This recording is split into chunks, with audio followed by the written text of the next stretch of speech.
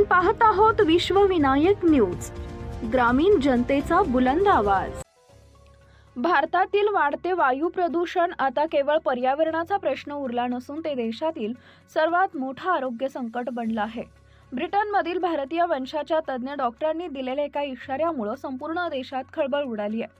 वायू प्रदूषणामुळे भारतासमोर कोरोनापेक्षाही कित्येक पटीने मोठी महामारी उभी ठाकली असून उत्तर भारतातील लाखो लोकांची फुफ्फुस आधीच निकामी होण्याच्या मार्गावर असल्याचा धक्कादायक दावा डॉक्टरांनी केला आहे। लिव्हरपूलमधील फुफ्फुस रोगतज्ञ डॉक्टर मनीष गौतम यांच्या मते उत्तर भारतातील विषारी हवेमुळे लाखो लोकांच्या फुफ्फुसांना गंभीर इजा झाली आहे। ते म्हणतात, ज्याप्रमाणे आपण क्षयरोगाविरुद्ध युद्ध पातळीवर मोहीम राबवली तशीच मोहीम आता फुफ्फुसाच्या आजारांसाठी राबवण्याची गरज आहे। वायू प्रदूषण ही एक सायलेंट किलर महासाथ असून ती हळूहळू संपूर्ण पिढीला पोखरत आहे। डिसेंबर महिन्यात दिल्ली आणि आसपासच्या भागातील श्वसन विकाराच्या रुग्णांमध्ये 20 ते 30% वाढ झाली आहे। विशेष म्हणजे या तरुणांचं प्रमाण मोठं आहे, त्यामुळे या लक्षणांकडे दुर्लक्ष करू नका।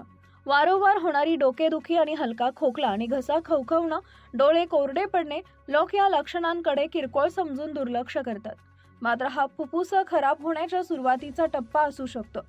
बर्मिंगहॅम येथील हृदयरोग तज्ञ प्रोफेसर डेरेक कॅनोली यांनी स्पष्ट केलंय की हवेतील अतिसूक्ष्म कण डोळ्यांना दिसत नाहीत, पण ते थेट रक्ताभिसरण प्रक्रियेत मिसळून हृदयविकाराला निमंत्रण देतात।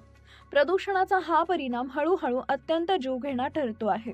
केंद्रीय वाहतूक मंत्री नितीन गडकरी यांनी ही वस्तुस्थिती मान्य केली आहे की दिल्लीसारख्या शहरातील एकूण प्रदूषणापैकी सुमारे 40% प्रदूषण हे केवळ वाहतूक क्षेत्रामुळे होत आहे। जर तातडीनं कठोर उपाययोजना केल्या नाही तर परिस्थिती हाताबाहेर जाण्याची भीती व्यक्त होते। दिल्लीत आणि मुंबईत हवा आरोग्यासाठी घातक श्रेणीत पोहोचली आहे। अशाच उपाययोजना न केल्यास भारत एका अशा महामारीच्या उंबरठ्यावर असेल जिथं ऑक्सिजन सिलेंडर ही गरज नसून हतबलता असेल। उमरगा धाराशिव, मुख्य संपादक विश्वविनायक न्यूज, विकास गायकवाड।